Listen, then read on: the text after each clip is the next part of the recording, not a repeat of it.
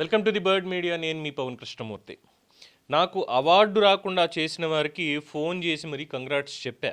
దేనికనంటే నాకు అవార్డు ఇవ్వకుండా ఫలానా చెత్త సినిమాకి అవార్డు ఇచ్చారని చెప్పా. ఇంకా ఎంగిలి కూడు తిని ఎందుకు బతుకుతున్నారు అని వాళ్ళ మీద నేను సీరియస్ అయ్యాను.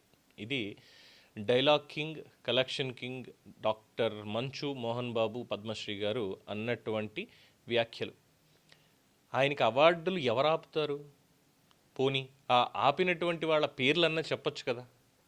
దేనికిట ఇంకా చాలా విషయాలు అయినా ఒక 3 రోజుల క్రితం అంటే పండక్కి ఇంకా వైరల్ న్యూస్ ఏం లేదా అని చూస్తున్నప్పుడు ఈ వార్తలన్నీ కనిపించాయి అనమాట. దీనికి సంబంధించి ఆయన మాట్లాడడం, ఎందుకంటే పండగ కాకుండా ఆయన ఇంటర్వ్యూ ఇస్తూ ఈ సమయంలో, ఎందుకంటే ఒక పక్కన మోహన్ బాబు యూనివర్సిటీకి సంబంధించినటువంటి విషయాలు ఏంటనేది చూస్తూనే ఉన్నాం, ఏం జరిగింది అనేది. అలాగే ఇద్దరు కుమారుల్లో ఏం గొడవలు జరుగుతున్నాయి అనేది చూస్తున్నాం. అలాగే ఇక నట వారసత్వం అన్నటువంటి దానికి కూడా మొన్న మాట్లాడుకున్నాం, చాలా అయ్యాయి. ఇప్పుడు సడన్గా ఆయన వచ్చి పండగ అన్నటువంటి దాంట్లో 10 మందికి మంచి చెప్పాలనుకునే దగ్గర నాకు అవార్డులు రాకుండా చేశారు అంటూ ఈ మాటలు మాట్లాడడం దగ్గర ఇవన్నీ చాలా ఇబ్బెట్టుగా ఉన్నాయి అంటున్నారు. ముఖ్యంగా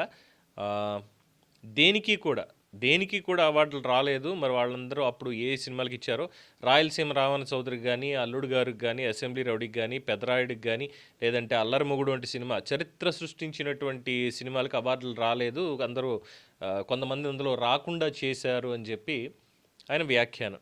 వాళ్ళందరికీ కంగ్రాట్స్ చెప్పాను అంటూ మాట్లాడడం. మరి ఎవరు రాకుండా చేసింది? అలాగే దీంట్లో అవార్డుల కోసం సిఫారసులు, రాజకీయాలు జరుగుతున్నాయి, తాను ఎప్పుడు అవార్డుల వెనక పడలేదు, ప్రజల ఆశీస్సులు, సినిమా విజయం మాత్రమే నాకు ముఖ్యం, ఇవి చెప్పారు. అలాగే మనోజ్ నటించిన జుమ్మంది నాదం క్లైమాక్స్ పాట నభూతో న భవిష్యత్ అంటూ దానికి కూడా అవార్డు రాలేదని, ఎన్టీ రామారావు గారికి పద్మశ్రీ, పద్మభూషణ్, దాదాసాహెబ్ ఫాల్కే వంటి అవార్డులు ఇవ్వలేదు, ఆయనకి భారతరత్న అవార్డులకు అర్హులు, అలాగే దాసరి నారాయణరావు గారికి కూడా అవార్డులు రాలేదు అంటూ ఇంకా మిగతా వాళ్ళని కూడా కలిపేశారు. ఇక్కడ నాకు అవార్డులు రాలేదు, ఎందుకు రాలేదు అనేది ఎంచుకున్నటువంటి కథను ఇవన్నీ కూడా ఉంటాయి అవార్డు కమిటీ అనేది. సో దీంట్లోనే ఎప్పటికప్పుడు నోరు పారేసుకోవడం, అవార్డులు కొనుక్కుంటున్నారు అని మాట్లాడడం, ఇవన్నీ కూడా అయ్యాయి. టెక్నికల్ కమిటీ ఏంటి అనే దాని మీద ఎవరికి ఏం చెప్పాలో కూడా తెలియనటువంటి పరిస్థితి. సో అందుకే ఈ నంది అవార్డులు మళ్ళీ స్టార్ట్ చేశారు, ఇస్తూనే ఉన్నారు. గద్దర్ అవార్డులని ఇక్కడ ఇస్తూనే ఉన్నారు. మరి అందులో రాలేదు, వచ్చాయి ఇది అంటే దేని పరంగా వచ్చాయి ఏంటి అనేది ఈ అవార్డులు తీసేయండి, ఇంకా బెస్ట్ కదా. అప్పుడు ఇలాంటి మాటలు వచ్చేవి కాదు కదా, ఎందుకంటే అందరూ కష్టపడుతున్నారు. దాసరి నారాయణరావు గారు ఉన్నప్పుడు 24 క్రాఫ్ట్స్ అంటే ఒక విలువ అనేది ఉండేది. ఈరోజు ఆ విలువ అనేది కనిపించట్లేదు అన్న దగ్గర మరి మీరు ఏమన్నా తీసుకుంటారా? దాసరి గారు మీ గురువు కింద భావిస్తారు కదా, మరి ఆయన పోస్ట్ని ఇండస్ట్రీ పెద్ద అనేటువంటి పోస్ట్ తీసుకుని అందరినీ సమన్వయంతో సమన్వయపరుచుకుంటూ అందరితో కలిసి ఇండస్ట్రీని ముందుకు తీసుకెళ్తారంటే నాకు ఇంకా వేరే బాధ్యతలు ఉన్నాయి, నాకు అవసరం లేదు. ఒకవేళ చిరంజీవి కనుక ఇండస్ట్రీ పెద్దగా తీసుకుంటాను, ఆయన బాధ్యత వహిస్తాను అంటే నేను ఖచ్చితంగా మద్దతు ఇస్తాను అని మాట్లాడారు.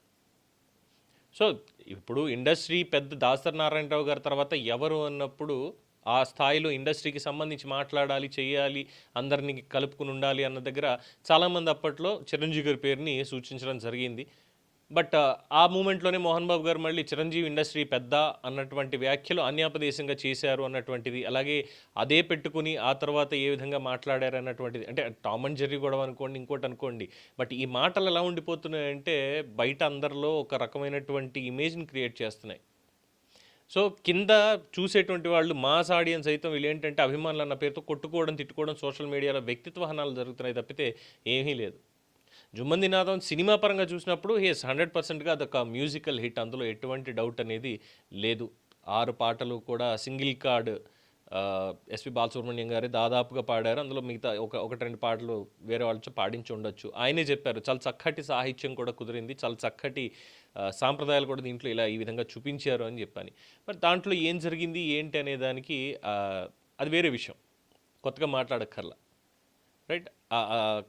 కథనం ఏ విధంగా ఉంది, ఎలా ఉంది అనే దానికి అవార్డు వచ్చిందా లేదా అనేది ఆ రోజు ఉన్నటువంటి కమిటీ పెద్దలు చెప్పగలుగుతారు. ఎందుకు రాఘవేంద్రరావు గారిని అడిగితే ఆయనే చెప్తారుగా దీనికి అవార్డు వచ్చేంత ఉందా అని చెప్తే. కమర్షియల్ హిట్ అంటారా, okay fine, commercial hit, but award వచ్చిన సినిమాలకు డబ్బులు రావు, డబ్బులు వచ్చిన సినిమాలకు అవార్డులు రావు అన్నటువంటి అపవాదం ఎలాగో ఉంది కాబట్టి చాలాసార్లు మనకి ఇక్కడ కూడా అదే జరిగి ఉండొచ్చేమో. అలా ఎందుకు మోహన్ బాబు గారు ఆలోచించకూడదు? ఇది ఎలా ఉందంటే ఇవ్వలేదు, ఎవరో తొక్కేశారు అన్నట్టుగా ఉంది. ఓ పక్కన అవార్డుల కోసం నాకు ఇది అవసరం లేదు అని మాట్లాడుతూనే అవార్డులు నాకు ఇవ్వకుండా ఎవరో చేశారు. అదేదో పేర్లు బయట పెడితే అయిపోతుంది కదా, ఎందుకు అనవసరంగా పేర్లు బయట పెట్టి ఇదిగో ఫలానా వాళ్ళు ఫలానా చేశారు, నిజాలు బయటకు వచ్చేస్తాయి. అవార్డు ఎందుకు రాలేదు అనే దానికి ప్రజలకు ఒక క్లారిటీ అనేది ఉంటుంది. అప్పుడు ఈ సోషల్ మీడియాలో వ్యక్తిత్వ హననాలు ఇవి ఆగిపోతాయి కదా. ఏమంటారు? మరి మోహన్ బాబు గారు మాట్లాడినటువంటి మాట సమంజసమే అంటారా? మీ అభిప్రాయాన్ని కామెంట్స్ రూపంలో తెలియజేయండి. చూస్తూనే ఉండండి ది బర్డ్ మీడియా.